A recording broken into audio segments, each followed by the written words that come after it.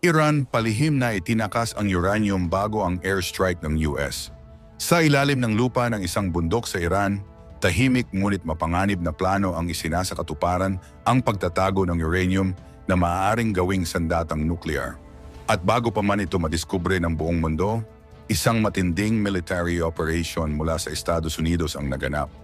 Ngunit ang tanong, nahuli pa ba sila o sadyang naunahan na ng Iran ang kanilang kilos?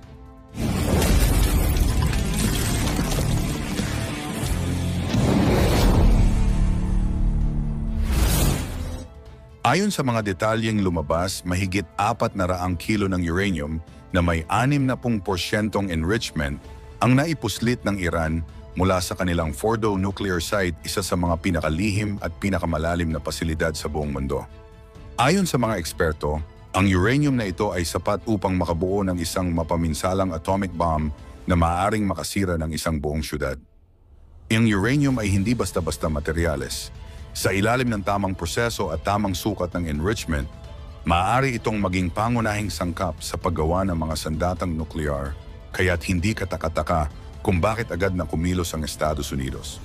Ngunit bago pa man makarating ang mga bomba ng US sa target, may isang kakaibang galaw na na-detect ang mga satellite ng mga international observers.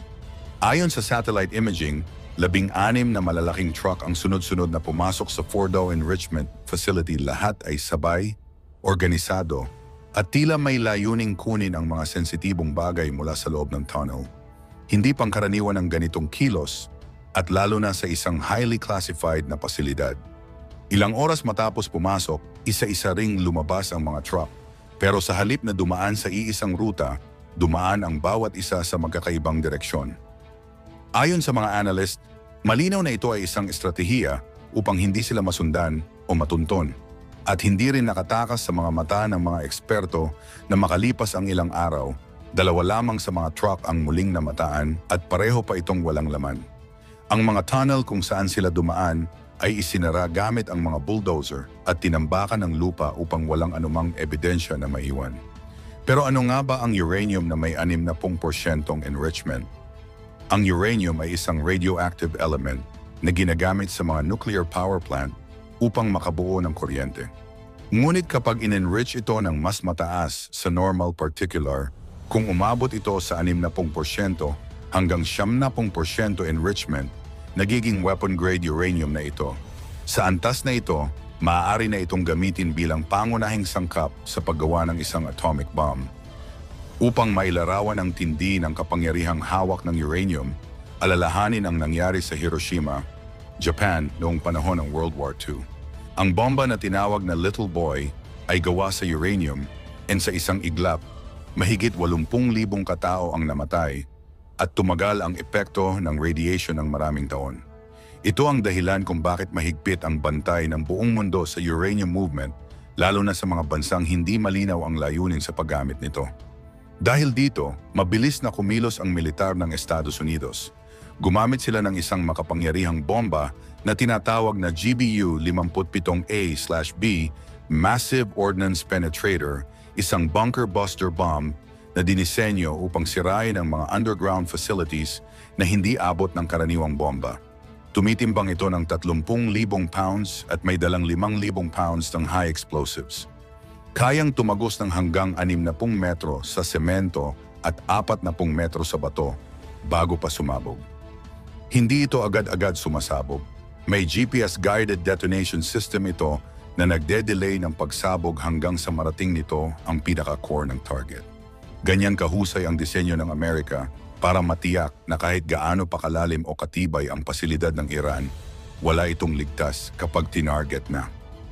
Sa pagsabog ng bomba, nasira ang mga pangunahing pasilidad ng Fordo, kabilang na ang power grid, uranium conversion system, at ang metal production section. Ayon sa ulat ng International Atomic Energy Agency, IAEA at US Intelligence, maraming bahagi ng pasilidad ang gumuho. Ngunit sa kabila nito, hindi raw tuluyang nawasak ang buong core ng nuclear program ng Iran. Gayunpaman, inaasahan na madedelay ito ng ilang buwan, sapat na panahon upang makapaghanda ang mundo sa mga susunod na hakbang. Ngunit ang mas mabigat dito ay ang posibleng epekto ng uranium kung mapunta sa maling kamay. Ang Iran, ayon sa ilang intelligence sources, ay may matagal ng ugnayan sa mga grupong terorista gaya ng Hezbollah. Kung sila ay makakabuo ng nuclear weapon, maaari nila itong ipasa o ibenta sa mga extremist group na walang pakialam kung sino ang tama o mali basta makapaghiganti o makapanira. Isa itong pandaigdigang banta na hindi maaaring balewalain. At hindi lang ito banta sa digmaan, ito rin ay banta sa kalikasan. Tandaan natin ang Chernobyl nuclear disaster noong 1986 sa Ukraine. Dahil sa isang human error, sumabog ang isang reactor at kumalat ang radiation sa buong Europa. Tumagal ng 10 araw ang sunog at hanggang ngayon may mga bahagi pa rin ng lugar na hindi pwedeng tirhan dahil sa taas ng radiation. Ganyan kalala ang pwedeng mangyari kung isang simpleng pagkakamali ang magaganap sa isang nuclear facility tulad ng Fordow. Lalo na't ito ay itinatago, walang sapat na oversight mula sa mga international regulators at may halong intensyong militar. Ang Fordow mismo ay isang napakalalim at napakatibay na pasilidad. Ayon sa mga ulat, higit 300 talampakan sa ilalim ng lupa kayang pagkasiyahin ang Statue of Liberty ng Amerika sa loob ng lugar. Ginastusan ito ng malaki ng Iran upang maging impenetrable sa mga airstrike. Ngunit kahit ganoon katatag, hindi ito nakaligtas sa teknolohiya ng US. Marami ang nagtatanong, bakit hindi nalaman agad ng international community ang tungkol sa Fordow? Ang sagot, itinago ito ng Iran. Ang pagkakaroon ng nuclear facility ay dapat idinedeklara sa International Atomic Energy Agency. Ngunit ang Iran ay palihim itong itinayo at hindi iniulat isang malinaw na paglabag sa international nuclear agreements. Sa opisyal na pahayag ng Iran, ang Fordow daw ay para sa peaceful energy at national defense. Ngunit sa mga isinagawang investigasyon, napag-alamang merong mga aktibidad doon na hindi para sa kuryente kundi para sa paggawa ng uranium metal, isang sangkap na tanging sa sandatang nuklear lang ginagamit. Sa ngayon, marami pa ring katanungan ang wala pang malinaw na sagot. Nasaang lokasyon dinala ang uranium? Gumagawa na ba ang Iran ng bomba? At kung sakali mang makabuo sila, sino ang unang magiging target? Isa lang ang malinaw, ang uranium ay hindi dapat mapunta sa kamay ng mga bansang walang transparency, walang accountability, at may balak gumamit nito sa digmaan. Kaya't ang ginawa ng Amerika ay hindi lamang isang hakbang para ipakita ang kanilang lakas, kundi para protektahan ang buong mundo mula sa banta ng nuclear terrorism. Kung ikaw ay isang leader ng bansa, ipapahintulot mo bang makabuo ang isang kakompetensyang bansa ng sandatang nuklear sa likod ng mundo? O ikaw ba'y kikilos din upang pigilan ito?